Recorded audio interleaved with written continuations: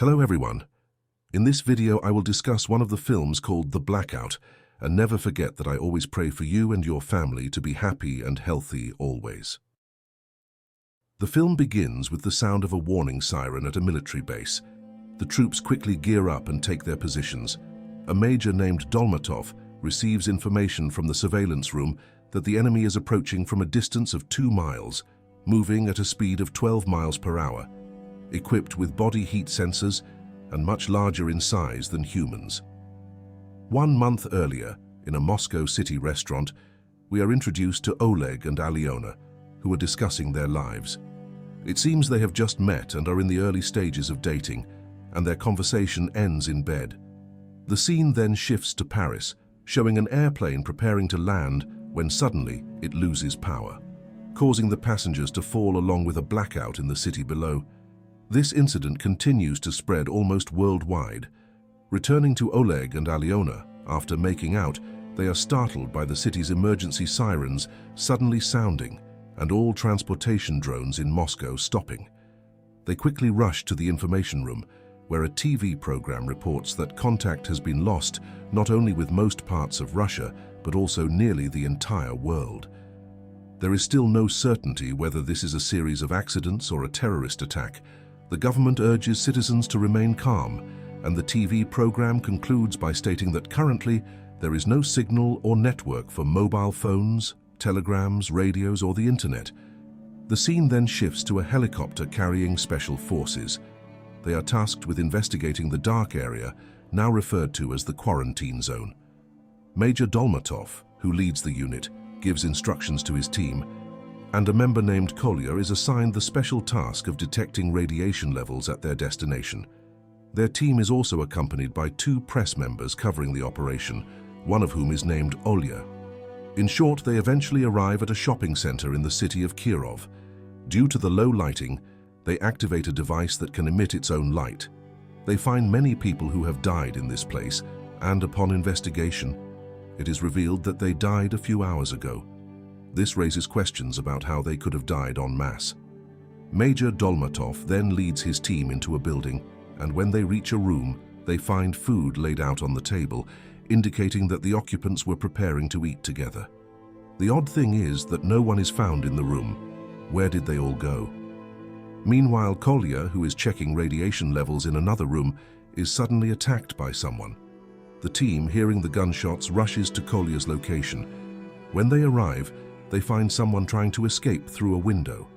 Major Dolmatov immediately orders his team to shoot at the person, but whether due to poor aim or the person being bulletproof, they ultimately lose the target. The team returns to Kolya, and upon examination, they find that he has no gunshot wounds because the bullets were stopped by his vest, but all his ribs are fractured. Next, they return to the helicopter and report everything that happened, including the presence of an unknown enemy. 1 month later, a television program reports that over 100 million Russian citizens are considered missing, although this number is not yet accurately confirmed. The scene then shifts to Yura, who receives a recruitment letter to join the armed forces. Yura lives in a small house with his mother, who is suffering from Alzheimer's. After saying goodbye, Yura hurries to the military base. The next day, at Outpost 8, located in the Kirov region, a colonel named Osmolovskaya gives instructions to the new military recruits, including Oleg and Yura. Colonel Skaya explains their situation, describing the area within the circle as the Circle of Life, which still has life and includes parts of Finland, Estonia, Latvia, Belarus, and Ukraine. Outside the circle is the dark area, now called the quarantine zone. Scout teams sent along the edge of the quarantine zone report the same situation in all densely populated areas. Civilians have died, and there have been a few encounters with unknown enemies. Autopsies on the bodies retrieved by one of the teams reveal extremely high levels of endogenous neurotoxin poisoning, a chemical produced by the human body. Colonel Skaya also states that their first objective is to gather all necessary data for scientists to determine what natural event is occurring. The second objective is to move deeper into the quarantine zone, as the country's resources are depleting and they need to reclaim territory. However, All members must be cautious due to another piece of bad news. 5 scout teams along with 70 tanks sent into the quarantine zone in the Kirov city area have lost contact since the first day.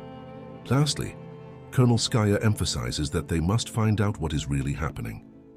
That night, Oleg, who is talking with Yura, is surprised by the arrival of Alyona, who turns out to be a member of the military medical team. Before they can speak much, the warning siren suddenly goes off. They rush to arm themselves and take their positions, and this event is the scene we saw at the beginning of the film. In the surveillance room, Colonel Skaya reports that very strong electromagnetic radiation has been detected, evidenced by the lights exploding in the military readiness area. Due to limited visibility, Major Dolmatov uses flares to assist their lighting. When several flares are fired, Major Dolmatov immediately orders his team to open fire. Fire!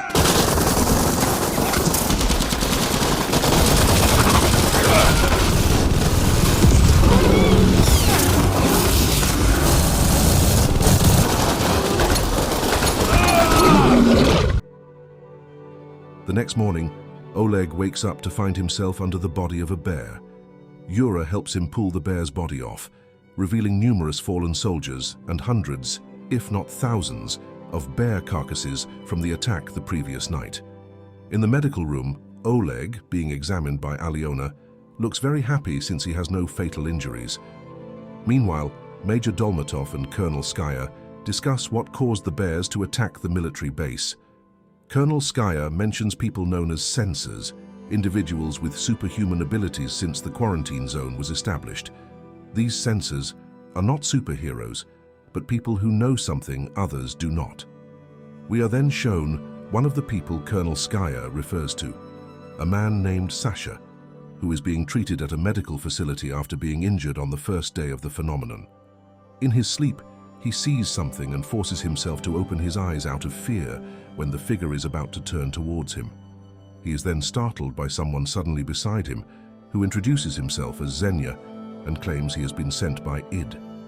Xenia then says that the first wave destroyed all electronics, the second wave initiated self-destruction in all biological organisms, and the third wave caused anyone still alive in the quarantine zone to attack everyone in the circle of life. However, the final wave has not happened yet, and there is still time to stop it. Sasha clearly does not understand what he is hearing, what is happening, or who Xenia is referring to. Xenia adds that there are about 160 million troops who are no longer human. Their freedom has been lost and will never return, making them much more dangerous. To stop this, Sasha must help him by finding the person controlling them, as Xenia believes that Sasha can see this person. Confused, Sasha says he does not want any part of this and calls the guards to take Xenia away. However, the guards do not see anyone except Sasha, meaning that only Sasha can see Xenia. Xenia then touches Sasha's head and disappears in an instant. Back at the military base, Major Dolmatov leads his troops deeper into the quarantine zone, accompanied by Yura and the press. After a long journey, the convoy has to stop because their path is blocked by the wreckage of tanks, which appear to be completely destroyed. These tanks are the 70 tanks that lost contact, as mentioned by Colonel Skaya earlier. Not only that, but they also encounter something even more shocking. News of this discovery quickly spreads, sparking mass riots demanding clarity on who they are fighting against. It is clear that the buildings and tanks were destroyed by a weapon, and every weapon must have someone controlling it. The people are terrified and have the right to know who their enemy is. However, since the government remains silent, the masses begin to suspect that the government is deliberately hiding the enemy's identity. The riots grow increasingly severe, leading to widespread looting of food supplies. Next, high-ranking military officials hold a direct confirmation, explaining that the enemy's movements cannot yet be detected, so they still do not know who they are fighting against. Given the vastness of the quarantine zone, the military will deploy several teams to sweep deeper into the zone to locate the enemy and estimate their numbers. If any team makes contact with the enemy, additional troops will be sent. In short, several military units divided into multiple teams begin to move. Yura and Olya join Traveler Team 7, heading to the Kirov region. Meanwhile, Oleg is part of Traveler Team 4, also heading to Kirov, but to a different location. A member named Senchuk finds a suspicious container and opens it, causing iron pipes to fall on his leg. Traveler Team 4 then requests medical assistance from the main base to treat Senchuk's leg injury. Shortly after, Alyona arrives and is greeted with a kiss by Oleg. After examining him, Alyona suggests that Senchuk be taken back to the base for better treatment, as his leg will need to be amputated if the wound becomes infected. The next day, while Yura is monitoring the area, he becomes suspicious of a shop door that is open. He asks Olya for the footage of their entry into the building, and sure enough, Olya's footage shows that the shop door was previously closed. Realizing something is amiss, they decide to raid the place. However, after searching, they find no one inside, only scattered remnants of food, indicating that someone had been there looking for food. They then decide to set a trap in the shop. Meanwhile, Sasha is sitting in the yard of the health facility building when someone suddenly appears beside him, introducing himself as Id, the person who sent Xenia earlier. Id explains that when the first wave occurred, it allowed most humans to be controlled, while those unaffected would gain abilities beyond ordinary humans. Sasha has the ability to see the being who is controlling everything. Sasha immediately understands who Id is referring to, but does not know their location and says he cannot help. Id then removes his mouth covering, saying that Sasha must come with him. Colonel Skaya, seeing the presence of the alien being, immediately points her weapon at him, assisted by several other military personnel. However, these soldiers suddenly turn their weapons on Colonel Skaya, one of Id's abilities. Id also says that millions of beings like him will come to Earth, all with the singular goal of destroying humanity, but for now, he is on the side of humans. That night, Traveler Team 7 detects movement at the shop where they had set the trap. Before proceeding, Yura gives Olya 2 flares for safety in case the team cannot be contacted via radio. A blue flare indicates that the team is under attack and needs immediate assistance, while a red flare means the team has been wiped out. They then move in for an ambush, but only find a young child injured by their trap. Feeling guilty, they take the child back to their post for medical treatment. However, shortly after, the child regains consciousness and kills one of their members. You up to? I repeat, what is happening? The injured kid we picked up. Son of a bitch. Meanwhile, Id continues explaining everything to Colonel Skaya about what is truly happening and the purpose of their race coming to Earth. Those outside the circle no longer have control over their own minds. They merely follow orders like drones controlled by someone. Soon, they will all gather around the circle and begin attacking everything inside it, initiating the third wave of colonization. Id also explains that their race discovered their solar system's star would eventually burn out, prompting them to seek a new place to live. Earth is a perfect fit because its relatively young sun makes it habitable for a long time. Currently, humans outside the circle are being controlled by Ra, and to stop all of this, Ra must be killed. That's why Id came to Sasha, as he has the ability to see Ra's location. Meanwhile, at the location of Traveler Team 4, Alyona, who is preparing to transport Senchuk, suddenly comes under missile attack. Traveler Team 7 also starts being attacked by a massive number of armed humans, marking the beginning of the third wave. The battle lasts quite a while, and several members of Traveler Team 7 are killed. Yura then asks Olya to fire a flare towards the military base. Olya chooses the blue flare, indicating that the team is under attack and needs help. Soon after, the flare reaches the military base, but it turns out that all the Traveler teams are under attack.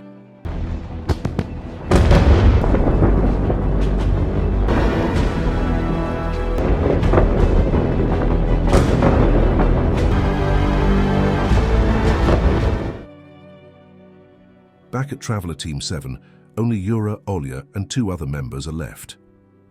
After the assault on them stops, Yura quickly analyzes the nearest Traveler Team location for regrouping and finds that Traveler Team 4 is the closest.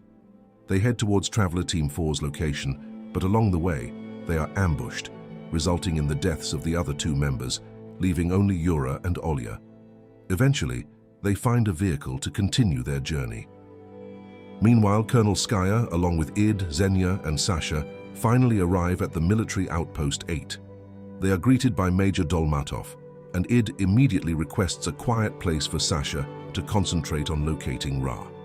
With Id's help, Sasha manages to pinpoint Ra's location, which is on top of a building in downtown Kirov. After getting this information, they quickly prepare to move out. Before leaving the base, Sasha tells Id that Ra has seen him, which terrifies him. Id reassures Sasha and advises him to stay at the base for his own safety. In short, during the journey to the location, Colonel Skaya realizes that Sasha is missing from their group. Id explains that Ra has seen Sasha, and being close to Sasha now is very risky.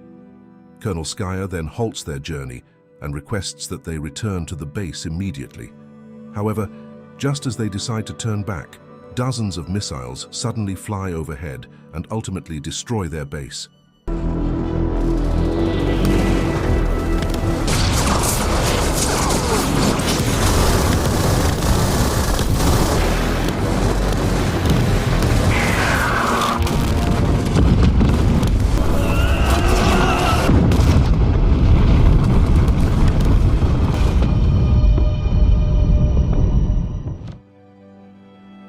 An enraged Colonel Skaya points her weapon at Id, believing that Id knew this would happen. Id explains that if they had kept Sasha with them, the missiles would have hit them instead. If that happened, humanity would not be able to fight Ra, as Id is their only hope to win this war. Meanwhile, Yura reaches Traveler Team 4's location and meets Oleg, Alyona, and the still-alive Senchuk. Soon after, Major Dolmatov's military group arrives, and they all move towards Ra's location. As they enter downtown Kirov, they are ambushed and attacked by armed humans controlled by Ra, forcing them to fight through the crowd. Eventually, they reach Ra's location. Id quickly heads to the top of the building with Yura, while Major Dolmatov prepares a formation to defend the entrance. Seeing the worsening situation, Major Dolmatov orders Oleg and Colonel Skaya to enter the building immediately, while he, Senchuk, and another member hold their positions to buy time for the others. Meanwhile, Id and Yura finally reach the top of the building. Yura immediately attacks Ra, but unfortunately, Ra easily throws Yura. Next, Id and Ra engage in a fight, while Mayor Dolmatov's struggle, along with Senchuk and another member, comes to an end when a truck carrying explosives crashes into their defense. Meanwhile, Id and Yura manage to kill Ra. Id then stops the control exerted by Ra. Afterward, Id declares that humanity must prepare to fight against the millions of races to come, and he knows how to do it.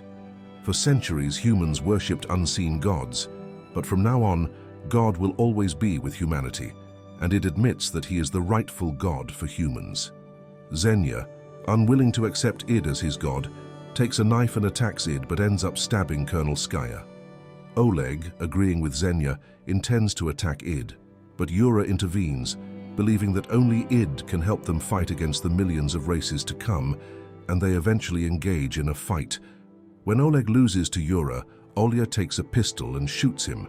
Xenia seizes this opportunity to attack Id again, but his attempt fails. Oleg then takes a pistol and shoots Id, who transforms into Oleg's deceased father. Confused, Oleg suddenly sees Xenia running towards Id, and they both jump off the building, falling to their deaths along with Id. Shortly after, a massive alien ship appears in the sky, the colonization ship mentioned by Id earlier. When the ship's door opens, no one emerges. Oleg, along with Olya and Alyona, then moves to enter the alien ship. When they reach inside, they realize that all the races are in hibernation capsules, and the countdown for their awakening is ticking.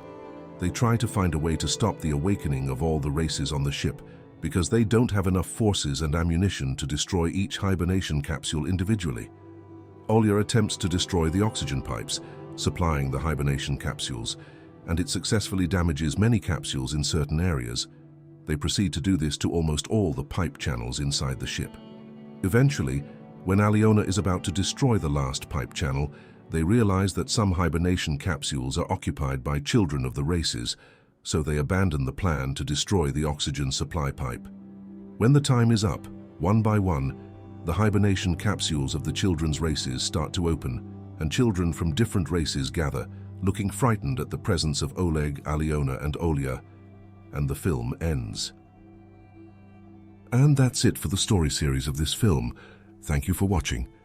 Don't forget to support this channel by subscribe, like, and share. See you in the next video. Goodbye.